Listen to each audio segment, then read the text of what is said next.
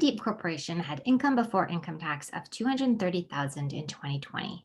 Sandeep's current tax expense is $43,000 and deferred tax expense is $27,000. Prepare Sandeep's 2020 income statement, beginning with income before income tax, and calculate Sandeep's effective tax rate, round to one decimal place. Okay, so to prepare the income statement, we're simply going to have income before tax.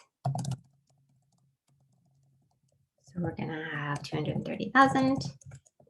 Then we're going to have income tax expense.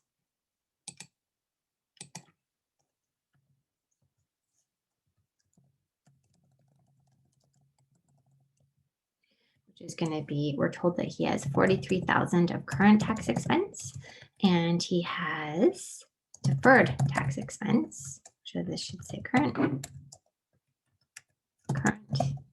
So he has current tax expense of 43,000, future tax expense of 27,000. So we're going to sum those two right here. This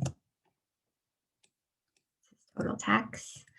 And then he's going to have net income. So net income is income before income tax minus current and future income tax expense. So his net income is 160,000.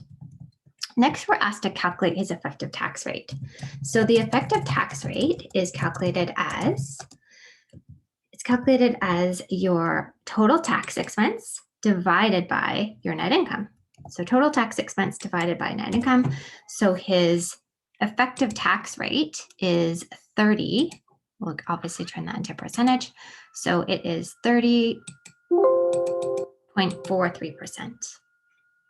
So the effective tax rate is your total taxes, the combination of current and future taxes divided by income before tax. That gives you your effective tax rate.